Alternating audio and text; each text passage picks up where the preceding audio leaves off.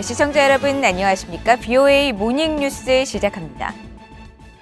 약소국에 대한 강대국의 주권 침탈을 제국주의 행태라며 강하게 반발해온 북한이 러시아의 우크라이나 침공에는 침묵하면서 러시아의 입장을 적극 옹호하고 있습니다. 우크라이나 사태를 자신들의 핵보유국 지위 확보에 유리한 환경으로 활용하려는 셈법을 작용하고 있다는 분석이 나옵니다. 첫 소식 조상진 기자가 보도합니다. 북한은 최근 유엔 긴급특별총회에서 압도적 지지로 채택된 러시아의 우크라이나 침공 규탄 결의안에 반대표를 던지면서 러시아의 입장을 공개적으로 두둔했습니다. 평소 주권 국가에 대한 외세의 자주권 침해 행위를 반대해온 북한의 이 같은 행보에 대해 박원곤 이화여대 북한학과 교수는 북한이 국제사회로부터 핵 보유국 지위를 인정받는데 우크라이나 사태를 활용하려는 의도가 깔려 있다고 지적했습니다. 북한이 핵 보유를 목표로 하는 것은 다 알려진 사실이고, 그런데 그 핵 보유로 가는 길에 가장 걸림돌이 되고 있는 두 가지가 유엔과 68년 NPT죠. 근데 이번에 아주 핵심적인 국제 질서가 러시아에 의해서 흔들리고 있으니까 이것을 굉장히 귀한 자신들의 기회로 보겠죠. 전문가들은 또 북핵 육자회담 당사국이기도 했던 러시아가 우크라이나 침공으로 미국 등 서방과 대치 전선을 형성하면서 핵 보유국 지위를 노리는 북한에 한층 우호적 태도를 보일 가능성도 크다고 분석했습니다. 김은규 아주대 미중정책연구소장은 유럽에서 서방과 대치한 러시아 입장에서는 북한 핵무력의 부각이 미국의 군사력과 외교력을 동아시아로 분산시킬 것이라는 계산을 할 수 있다고 지적했습니다.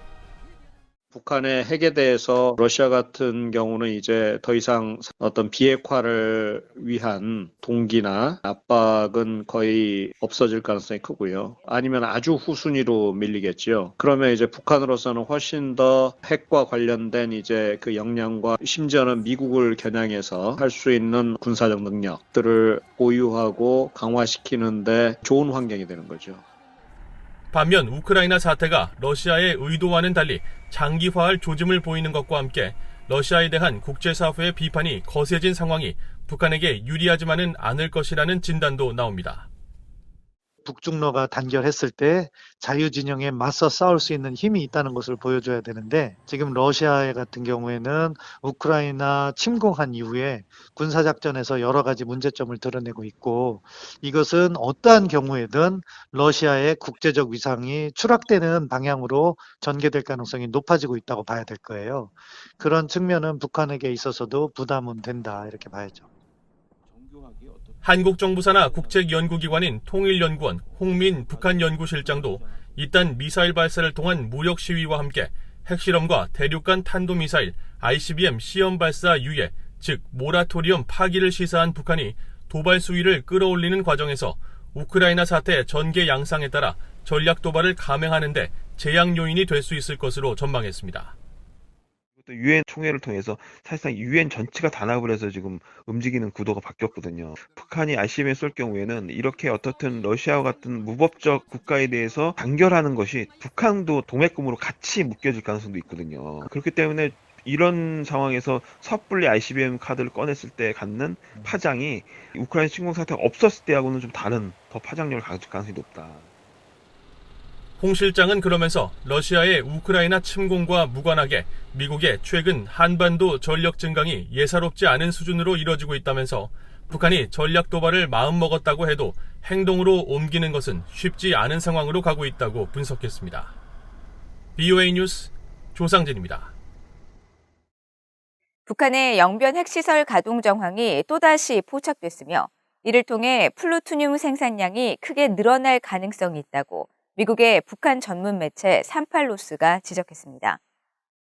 산팔로스는 3일 민간 상업 위성 사진을 분석한 결과 북한 영변 핵시설에서 5메가와트 원자로 건물과 인근 터빈 등 여러 지원 건물에 최근 눈이 녹아 있었다면서 이는 해당 시설들이 가동 중인 것을 시사한다고 전했습니다. 이어 우라늄 농축을 계속해 발생한 열과 증기로 해당 시설에 눈이 녹은 것으로 판단된다면서 우라늄과 플루토늄을 모두 생산 중인 것으로 평가하고, 이는 김정은 북한 국무위원장이 지속적으로 언급한 핵개발 목표를 달성하기 위한 것으로 보인다고 전했습니다. 38노스는 또 이번 위성사진을 통해 영변 핵시설 일부 지역에서 도로에 눈이 제설된 흔적도 발견됐다면서 영변에서 관측된 활동은 북한이 지속적으로 핵분열 물질 생산과 확장을 추구하고 있음을 보여주며 실험용 경수로가 가동되는 것이라면서 북한의 플루토늄 생산량도 크게 늘어날 수 있을 것이라고 분석했습니다. 미국 상원 의원들이 북한 등 불량 국가들이 제재 회피에 암호화폐를 악용하고 있다며 당국의 철저한 감시와 단속을 촉구하는 서한을 제닛 옐런 미국 재무장관에게 보냈습니다.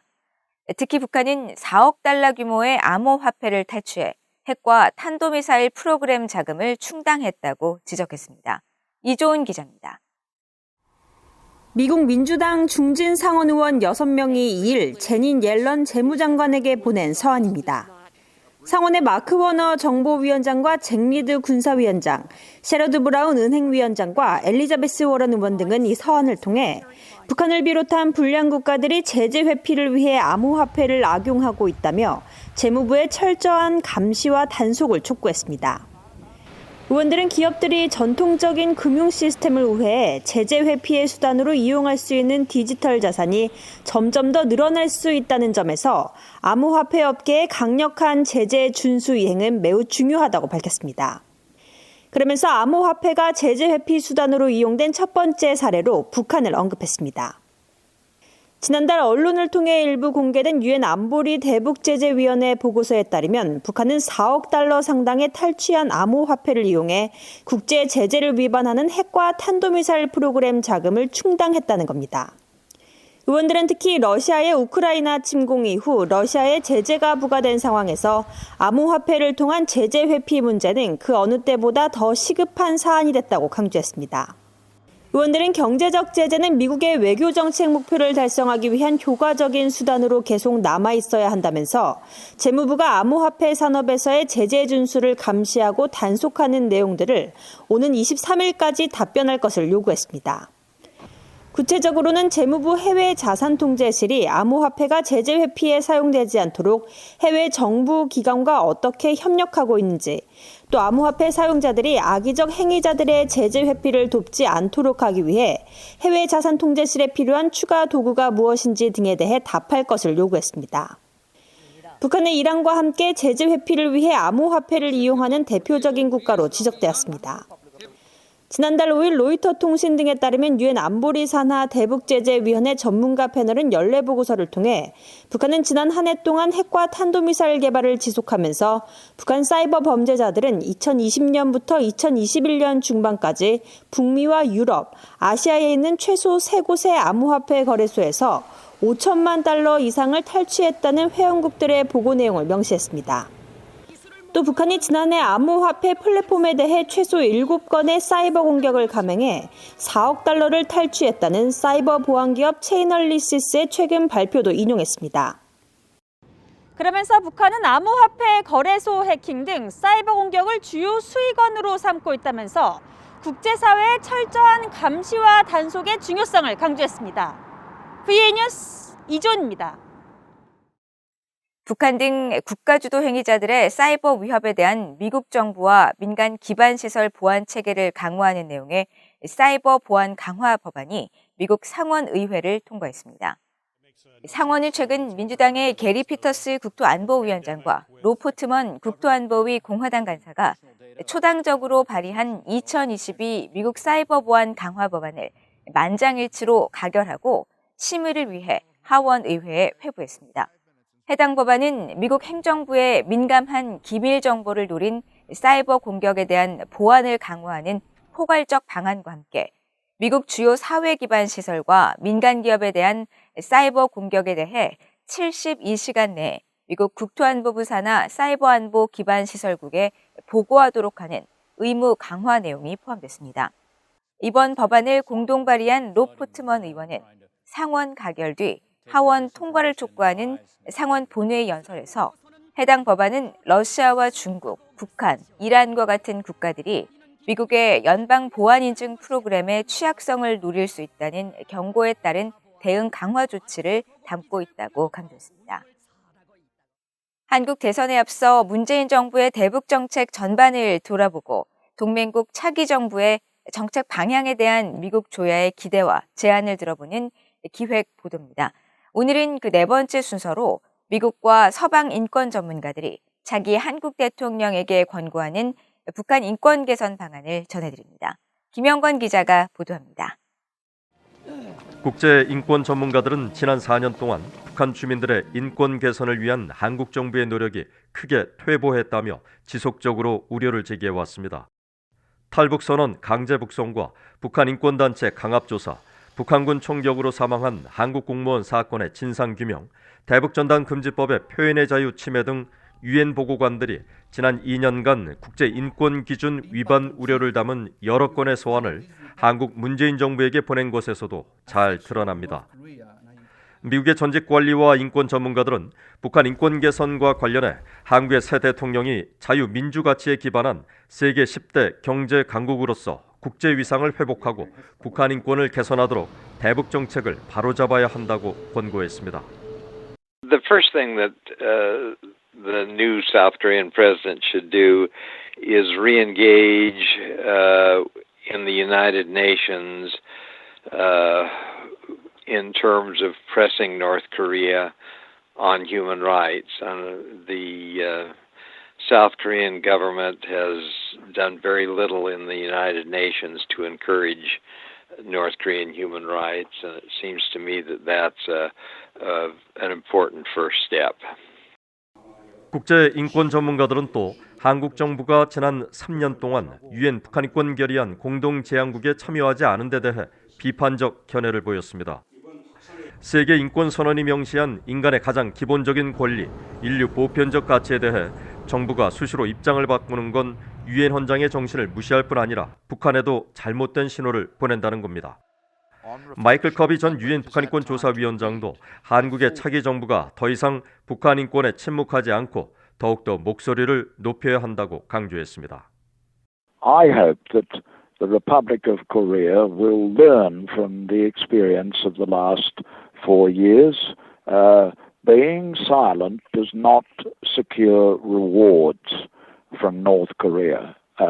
Looking in another direction does not secure rewards. It often secures insults.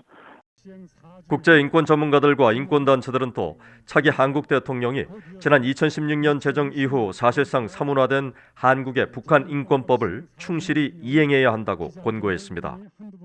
국제 인권단체인 휴먼 라이츠 워치의 필 로버트슨 아시아 담당 부국장은 북한 인권법의 많은 조항이 승인된 지 6년이 넘도록 이행되지 않는 건 터무니없고 용인할 수도 없는 일이라며 새 대통령은 이를 기본적인 법 집행의 실패이자 국가적 수치로 보고 시급히 시정해야 한다고 강조했습니다.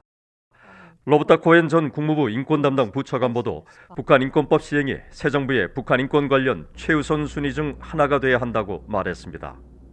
The budget should be restored for the Human Rights Foundation so that civil society groups will receive funding for promoting human rights in North Korea. South Korea should reappoint the ambassador at large. 국제인권단체인 세계기독교연대 벤 로저스 동아시아 담당 선임 분석관은 북한 인권을 외면하고 포기하거나 침묵한 문재인 대통령의 끔찍한 정책을 포기하도록 대북 정책을 재설정하는 게 절대적으로 필요하다고 지적했습니다. 또 책임 추궁과 정의, 북한 정권의 심각한 인권 만행을 종식하는 것에 우선순위를 둬야 한다며 북한 정권의 정보 봉쇄를 깨고 북한으로의 정보 흐름이 증가하도록 지원을 강화해야 한다고 강조했습니다. BA 뉴스 김영권입니다. 북한의 인도주의 상황을 악화시키는 주요 원인은 북한 당국의 국경 봉쇄 조치라고 미국의 대북 지원단체가 지적했습니다. 북한에서 20년 넘게 의료 지원 활동을 벌여온 미국의 한 대북 지원단체는 3일 VOA에 인도적 지원 사업이 국제사회의 대북 제재로부터 완전히 자유롭다고 할 수는 없지만 신종 코로나 바이러스 대유행 이전인 2019년까지는 적어도 거의 모든 대북 지원 사업이 진행됐다면서 이같이 밝혔습니다.